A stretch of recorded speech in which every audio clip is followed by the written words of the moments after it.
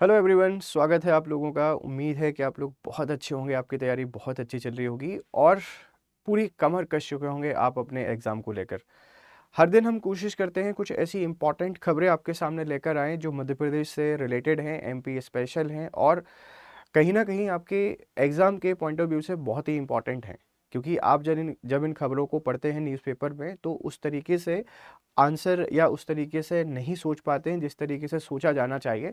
लेकिन हम कोशिश करते हैं कि हम आपसे डिस्कस करें कि इनके एग्ज़ाम के पॉइंट ऑफ व्यू क्या हो सकते हैं। जैसे अगर मैं आज की खबर की आपसे बात करूं तो आज की जो खबर है, मध्य प्रदेश में 2 नए एयरपोर्ट बनाए जा रहे हैं। न्यू एयरपोर्ट मतलब एयर कनेक्टिविटी को हम बढ़ावा दे रहे हैं। एयर कनेक्टिविटी को बढ़ावा देने के कई सारे फ़ायदे हैं।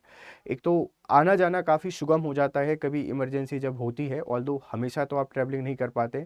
डेली जो ट्रैवलर्स हैं जिनको बिजनेस के पर्पज़ से एक शहर से दूसरे शहर जाना है, उनके लिए भी बहुत फ़ायदेमंद होता है और कहीं ना कहीं इसके कारण इंफ्रास्ट्रक्चर भी डेवलप होता है।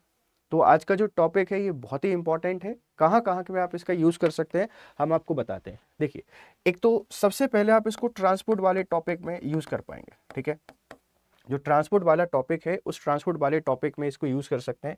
ट्रांसपोर्ट वाला टॉपिक मतलब एमपीपीएससी मेंस पेपर फर्स्ट, जो एमपी जियो वाला पोर्शन है यहाँ आपको हेल्प कर देगा। MPPSC mains paper 3 MP economy वाला सेगमेंट जो है वहाँ पे आपको हेल्प कर देगा। तो हम लोग इसको ट्रांसपोर्ट में यूज़ कर सकते हैं। ट्रांसपोर्ट पहली चीज़ तो आप पेपर पेपर 1 और पेपर 3 दोनों में आपको ये हेल्प कर देगा। इसी के साथ में अगर आप इंफ्रास्ट्रक्चर को लिख रहे हैं, ठीक है, if you are writing about the infrastructure, तो इंफ्रास्ट्रक्चर में भी आप इसको यूज कर सकते हैं which is in paper 3। Paper 3 में जो एमपी इकोनॉमी वाला सेगमेंट है वहां आप इसको यूज कर दीजिए। और अगर आप पर्यटन को भी रेफरेंस दे रहे हैं, टूरिज्म कि सरकार टूरिज्म को बढ़ावा देने के लिए क्या कर रही है, वहां भी आप इसको यूज कर सकते हैं which is also in paper 1। तो पेपर 1 और पेपर 3 में आप इसको बहुत रिलेवेंटली यूज कर सकते हैं। और ऐसी चीजें जब आप अपने आंसर में डालते हैं तो करंट अफेयर से लिंक करना ये बताता है एग्जामिनर को, ये जो बच्चा है ये बहुत ही डेडिकेटेड है, इसने हर एक चीज को वैसे पढ़ा हुआ है जैसे पढ़ना जरूरी था। तो 2 नए एयरपोर्ट कहाँ पे बन रहे हैं, इनका उद्घाटन कौन करेगा, पूरी कहानी आपको बताते हैं। चलिए आगे बढ़ते हैं और देखते हैं इस पूरे आर्टिकल को। अगर मैं आपसे आर्टिकल डिस्कस करूं तो मध्य प्रदेश में 2 नए एयरपोर्ट बन रहे हैं, 2 न्यू एयरपोर्ट्स बन रहे हैं। प्राइम मिनिस्टर मोदी जी इनका उद्घाटन करेंगे। प्रधानमंत्री मोदी 31 मई को भोपाल से वर्चुअली दतिया और सतना के नए एयरपोर्ट्स का लोकार्पण करेंगे। On 31 May prime minister Modi will virtually inaugurated the new airports of Datia and Satna from Bhopal. तो भोपाल आने के पीछे पर्पस हमने आपसे डिस्कस किया था, प्रीवियस क्लास में भी आपसे डिस्कस किया था कि नमामि छिपरे परियोजना का उद्घाटन करेंगे, वो भी वर्चुअली की जाएगी। और ये जो प्रोजेक्ट हैं ये भी वर्चुअली ही इनको उद्घाटन किया जा रहा है। हालांकि 2 एयरपोर्ट बन रहे हैं, अब और आसानी से हम लोग माँ पीताम्बरा के दर्शन करने जा पाएंगे, आसानी से अब हम लोग मैहर दर्शन करने जा पाएंगे। बहुत सारे लोग हैं जो दिल्ली रहते हैं, कहीं और रहते हैं, या बहुत सारे लोग हैं जो फॉरेन भी रहते हैं, वो आना चाहते हैं, दिल्ली तक तो आ जाते हैं, बॉम्बे तक तो आ जाते हैं।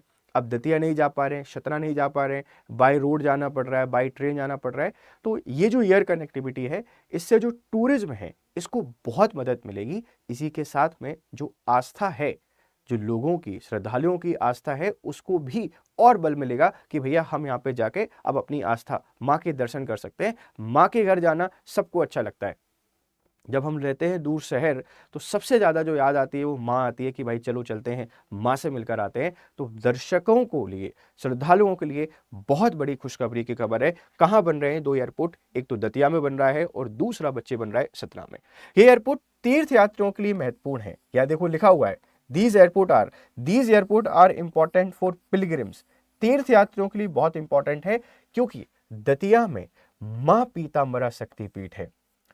भारत की जितनी भी शक्तिपीठ हैं उनमें बहुत इंपॉर्टेंट शक्तिपीठ है मां पीताम्बरा।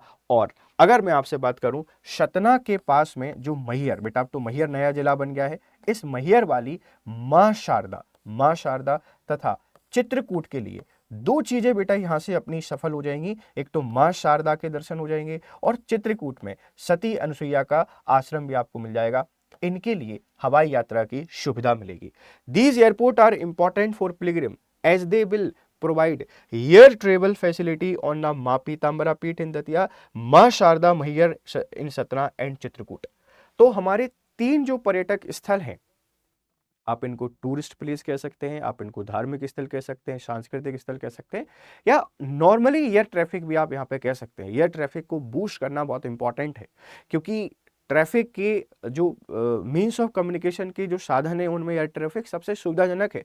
ऑल्दो थोड़ा महंगा होता है, पर अगर इमरजेंसी है, इन केस ऑफ इमरजेंसी और in case someone is capable enough to bear the charges, तो वहां फिर फैसिलिटी होनी चाहिए। तो माँ पीताम्बरा के दर्शन करने जाना चाहते हैं, जल्दी करने जाना चाहते हैं, अब एयरपोर्ट आपको मिलने वाला है, आप आसानी से जाइए और एयर ट्रैफिक अब आपको यहाँ पे कनेक्टिविटी प्रदान करेगा। तो 2 नए एयरपोर्ट बना दिए हैं। अगर हम इनके बारे में थोड़ी सी और बात करें, दतिया एयरपोर्ट, देखो दतिया एयरपोर्ट 124 एकड़ में फैला हुआ है, 124 एकड़ में फैला हुआ है, और 19 सीट वाले विमान उतर सकते हैं।